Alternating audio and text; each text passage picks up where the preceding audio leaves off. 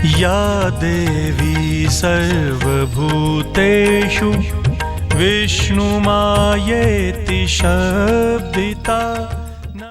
नमस्कार, स्वागत है आपका। आप देख रहे हैं आज तक। आपके साथ हूं मैं नेहा। धर्म की आज इस खास पेशकश में हम आपको दर्शन कराएंगे भगवती के कुछ अनोखे रूप के। सबसे पहले चलते हैं झांसी, जहां मौजूद है मां पीताम्बरा का सिद्धपीठ। मां का ये धाम अनोखा इसलिए है क्योंकि भक्तों को यहाँ मां के दर्शन होते हैं एक छोटे से झरोके से। कैसे, चलिए आपको दिखाते हैं।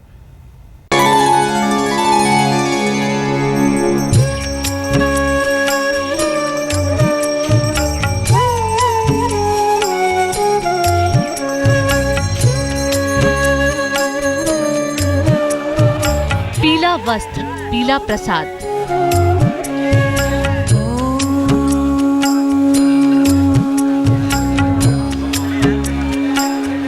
पूरी होगी मन की हर मुराद। ज्ञान देहाय त्रिवेदी दिव्य चक्षुषे शत्रु होंगे परास्त। प्राप्ति निमित्ताय नमः सोमार्थधारिणे। राज सत्ता के सुख से होंगे निहाल।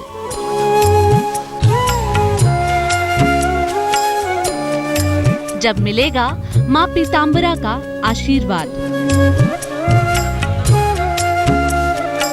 मां पीताम्बरा शत्रुओं को परास्त करने वाली, विजय का वरदान देने वाली, मुश्किलों को हरने वाली मां। इस सिद्धपीठ की विशेषता ही यही है कि यहाँ से कभी कोई खाली हाथ नहीं जाता।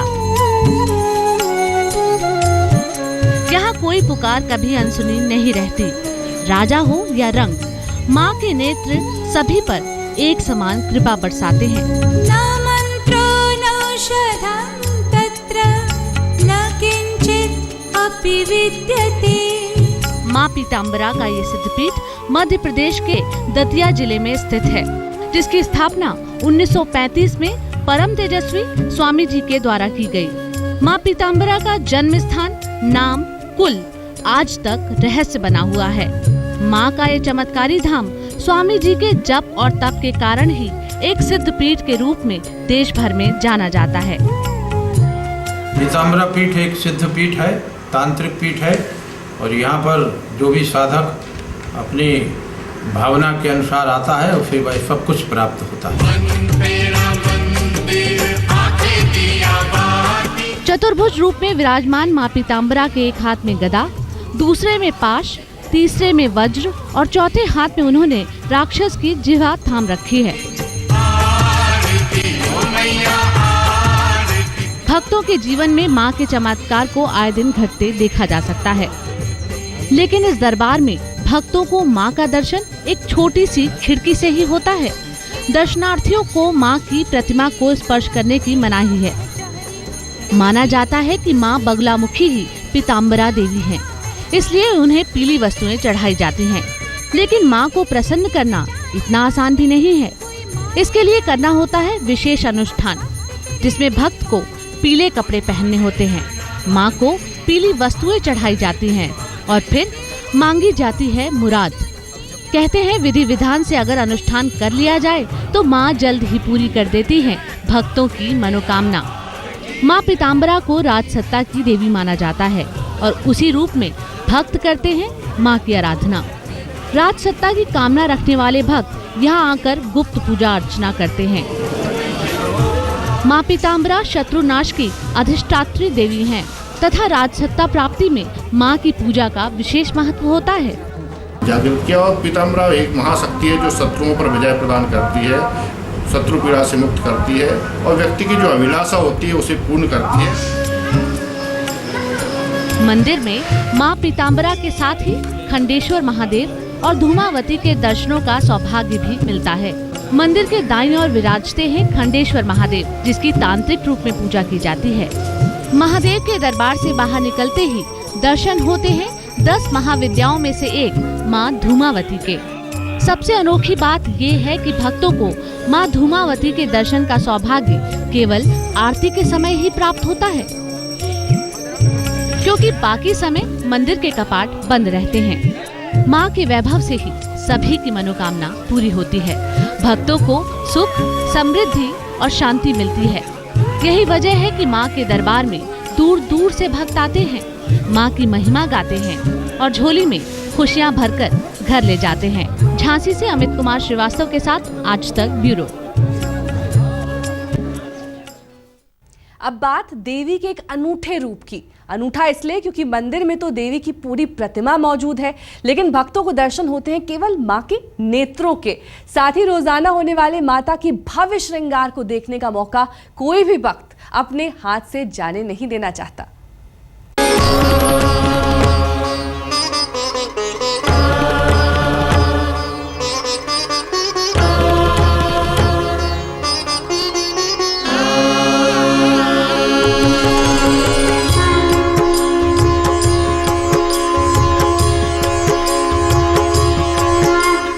पहाड़ों के बीच बसा माता का पावन धाम। माधवी चंद्र सहोदरी हेममये मुनिगण।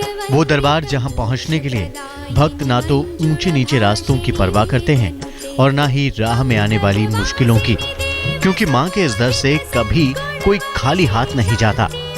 यहाँ कोई पुकार कभी अनसुनी नहीं रहती। राजा हो या रंक, मां के नेत्र सभी पर एक समान कृपा बरसाते हैं।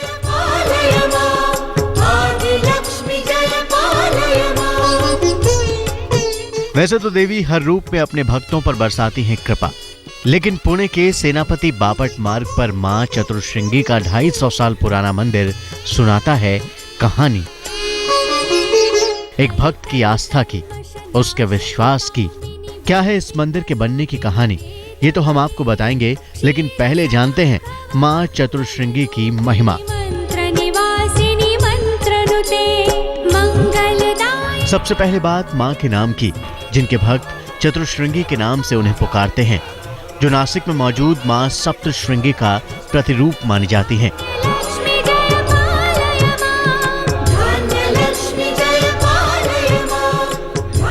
कहते हैं मां का ये अद्भुत धाम 4 पहाड़ियों से घिरा हुआ है और मां इन चारों पहाड़ों की चोटी पर विराजमान है।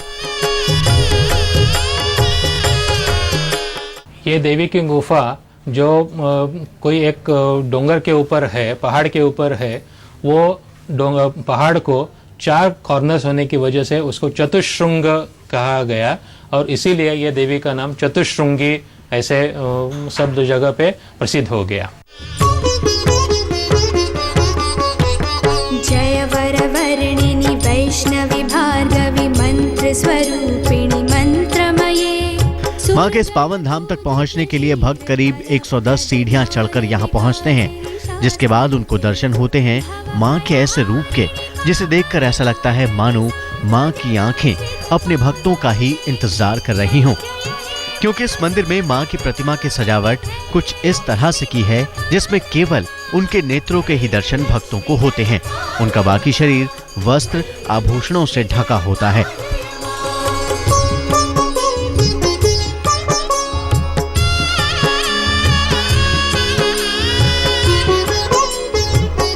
इस मंदिर में मौजूद मां की प्रतिमा स्वयंभू है, जिनका सुबह सवेरे मंदिर के पट खुलने के साथ ही सबसे पहले जल से, फिर पंचामृत से और उसके बाद चंदन और इत्र के पानी से मां का भव्य अभिषेक किया जाता है। इसके बाद महापूजा के लिए मां का विधिवत श्रृंगार किया जाता है, जिसमें मां को वस्त्र, आभूषण और मंगलसूत्र पहनाकर सजाया जाता है, जिसमें करीब 2 घंटे का लंबा समय लगता है।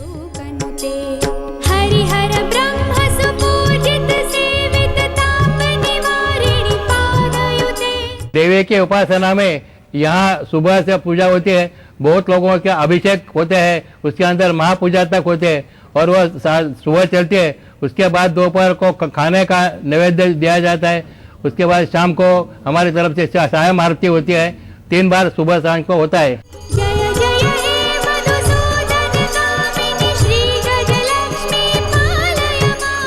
आम मंदिरों की तरह मां चतुर्श्रृंगी के दरबार में भी 2 बार आरती का विधान है, लेकिन चैत्र मास की पूर्णिमा के दिन 5 बार भव्य आरती का आयोजन किया जाता है, जिसका गवाह बनना भक्त अपना सौभाग्य समझते हैं। पंकज खेलकर, पुणे, आज तक। माँ चतुश्रृंगी का ये मंदिर सुनाता है कहानी माँ के चमत्कार की, माँ के प्रति एक भक्त की अटूट आस्था की, अटूट विश्वास की, जिसके आगे माँ को भी होना पड़ा नतमस्तक, जिसके कारण माँ पुणे के इन पहाड़ों के बीच आकर बस गई। कैसे, चलिए जानते हैं।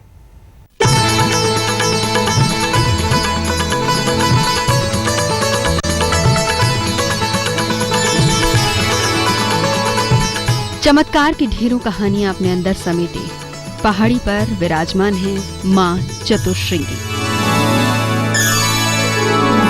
जय माँ बोलो जय माँ। हालांकि यहाँ पहुँचना इतना आसान तो नहीं है, लेकिन भक्तों का मानना है कि देवी की भक्ति में इतनी शक्ति है कि वो बेरोक टोक इस मंदिर में हाजिरी लगाने पहुँच जाते हैं।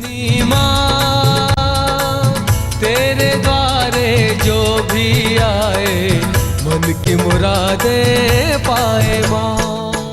क्योंकि कहते हैं कि देवी किसी को भी अपने दरबार से खाली हाथ नहीं भेजती, तभी तो माँ अपने भक्तों की चिंता तो दूर करती ही है, साथ ही साथ उन्हें अपने यहाँ भी बुलाती है।